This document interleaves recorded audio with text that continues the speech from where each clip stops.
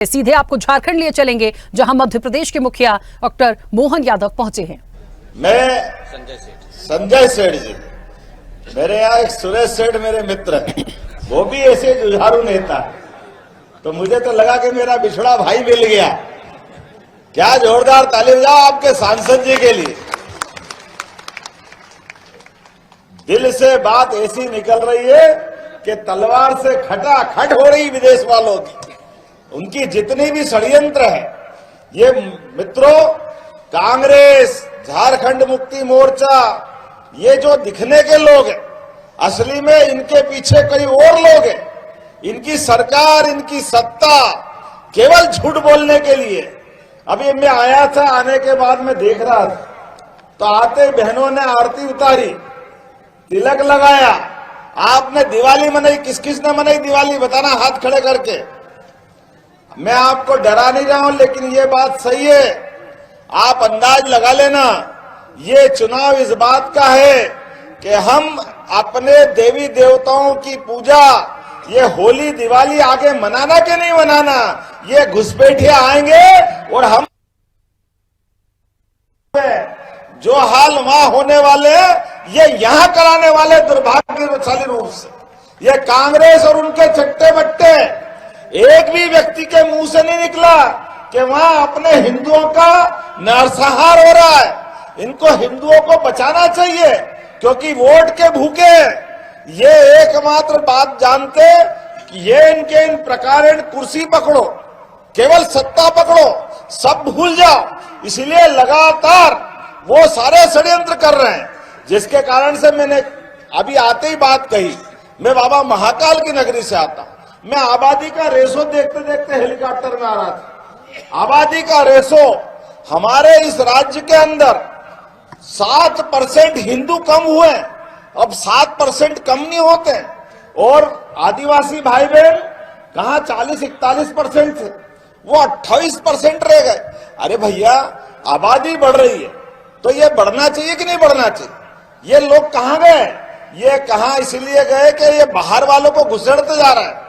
लगातार बांग्लादेशी घुसपैठियों को ला करके ये न केवल आपके रोजगार पे कब्जा कर रहे हैं, आपकी दुकान पे कब्जा कर रहे हैं, आपके मकान पे कब्जा कर रहे हैं, ये लगातार आपके हक को मार रहे हैं और आपके आने वाले बाल बच्चों के लिए भी संकट खड़ा कर रहे हैं। मुझे इस बात को कहने में कोई गुरेज नहीं, जवाबदारी से कहना चाहूंगा।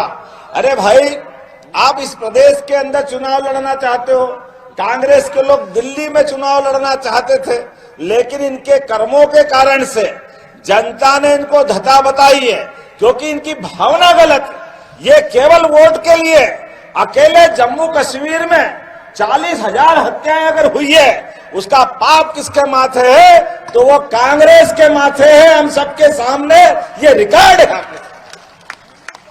बाबा अमरनाथ, शंकराचार्य गुफा, अरे कश्मीर श्रृंग ऋषि की बड़ी पवित्र भूमि थी, लेकिन कांग्रेस के कुकर्मों के कारण से जो कश्मीर में हालत हुई है, वो कल झारखंड में होगी। ये झारखंड राज्य के लिए तो याद करो स्वर्गीय भारत रत्न अटल बिहारी वाजपेयी को। बोलिए अटल बिहारी वाजपेयी की। आप अंदाज लगा लो, हम रोज जयकारा लगाए तो भी कम है। झारखंड जैसे राज्य के लिए हमारी भारतीय जनता पार्टी ने तय किया कि ये राज्य अलग बनना चाहिए। बिहार के साथ जुड़ करके इस राज्य के लोगों की उन्नति नहीं हो रही, क्या नहीं है। भगवान भी तरसते, इतना सुंदर प्रदेश है ये, चारों तरफ से हरियाली, चारों तरफ से इसके क्षेत्र के अंदर अलग अलग प्रकार की खदानें, और तो और प्रकृति ने भी परमात्मा का कुछ ज्यादा ही आशीर्वाद दिया है। लेकिन ये सब करने के बाद अटल जी ने जब राज्य बनाया था और राज्य बनाने के टाइम घोषणा की थी, ये राज्य भारत के सभी राज्यों में सबसे नंबर 1 का राज्य होगा, ये अटल जी ने कहा था। लेकिन ये बेईमान, अटल जी को भी मालूम नहीं था ये बेईमानों की सरकार आएगी।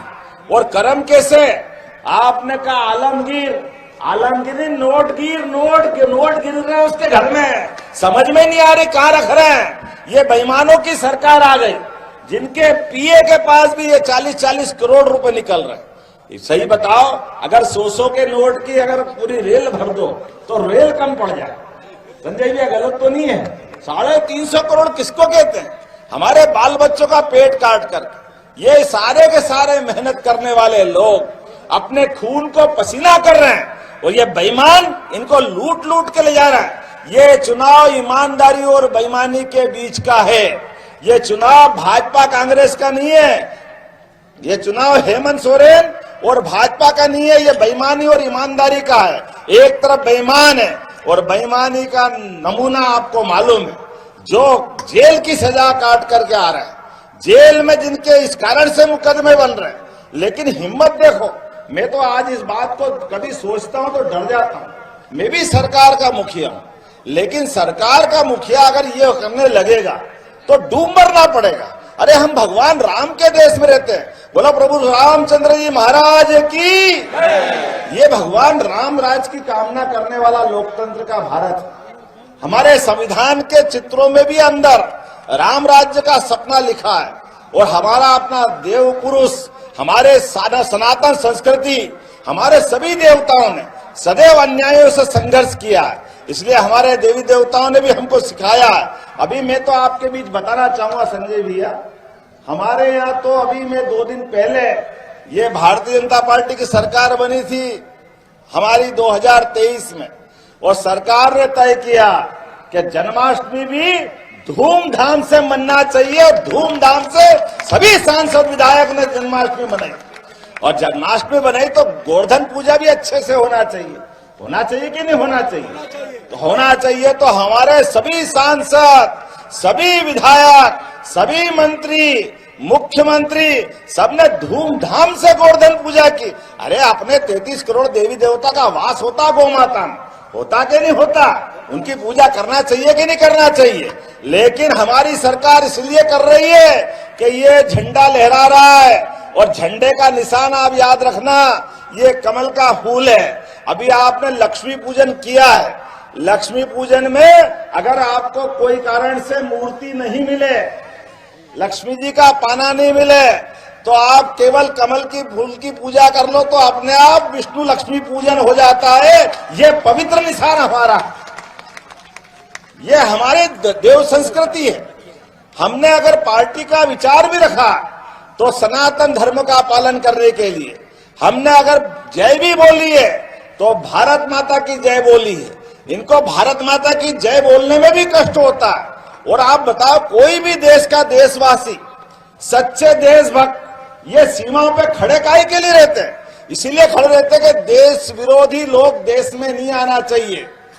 देश के विरोधी लोग जिनको विदेशी कहते हैं वो नहीं आना चाहिए। ये जवाबदारी हमारी है। और भूले भटके कहीं से आ गए तो उनको निकाल के बाहर करने की जवाबदारी राज्य सरकारों की होती है। बड़े दुर्भाग्य के साथ कहना पड़ रहा है, ये ऐसे लोग हैं, वोट तो आपका ले रहे हैं, सरकार यहां बना रहे हैं और जय बांग्लादेश की बुलवा रहे हैं। अरे शर्म करो शर्म। ये परमात्मा भी देख रहा है और जनता भी देख रहा है, हिसाब चूकता करेगी। 13 तारीख के दिन जोरदार ताली बजा के संकल्प करो, एक एक वोट अपनी संस्कृति के लिए, देश के स्वाभिमान के लिए, देश के जवानों के लिए जो अपने सीमाओं पे खून की बाजी लगा के खड़े हैं। ये उनकी पीठ में छुरा भोंक रहा है। और यहां अगर सरकार बनी तो बांग्लादेश सहित सबकी तो बल्ले बल्ले होगी, क्योंकि उनके लोग तो आई इसीलिए रहे, उनका कब्जा करने का उद्देश्य से। ये हमारी सनातन संस्कृति पे संकट आएगा। मैं आपके बीच 2-4 योजनाओं की बात भी करूंगा। आप अंदाज लगा लो कि आज अपने इस देश के अंदर जहां जहां भाजपा की सरकार है, आप बताओ, यही अयोध्या थी और यही उत्तर प्रदेश था। लेकिन उत्तर प्रदेश के अंदर सुप्रीम कोर्ट ने निर्णय तो साहबानो प्रकरण में भी दिया था कि 3 तलाक गलत है। लेकिन 3 तलाक गलत होने के बाद भी दिल्ली में सरकार कांग्रेस की थी, इसलिए कांग्रेस की सरकार ने 3 तलाक बहनों के हक के ऊपर भी, कभी अंदाज लगा लो, ये बहनें हमारे घर में बैठी है, अपने विवाह के बाद ससुराल जाती है, विवाह हो जाता है, 1 साल 2 साल में 1 आध बच्चा होता है, 2 बच्चा होता है, अपना को लगता है कि अपने जीजा जी के घर में बहन सुरक्षित है, लेकिन ये कौन सा कानून? वो बेचारी बाल बच्चों को अपने उम्मीद से पैदा कर रही है और वो बेईमानी के आधार पर कहते थे तलाक तलाक तलाक, और वो बहन बेटी कहां जाएगी? वो बच्चे लेके कहां जाने वाली? वो माँ बाप के घर आएगी तो घर में कैसे रखेंगे? ये पाप का कानून था कि नहीं था? लेकिन ये पाप के कानून को सुप्रीम कोर्ट ने भी गलत किया। लेकिन मैं जवाबदारी के साथ कहना चाहूंगा, वोट के खातिर सुप्रीम कोर्ट के निर्णय को बदलने का पाप भी अगर किसी ने किया तो कांग्रेस सरकार ने किया है। लेकिन नरेंद्र मोदी जी के लिए ताली बजाओ जोरदार तरीके से। हम पे बहुत आरोप लगते हैं कि हम हिंदू मुस्लिम करते हैं, हम मुस्लिमों की चिंता नहीं करते। अरे ये नरेंद्र मोदी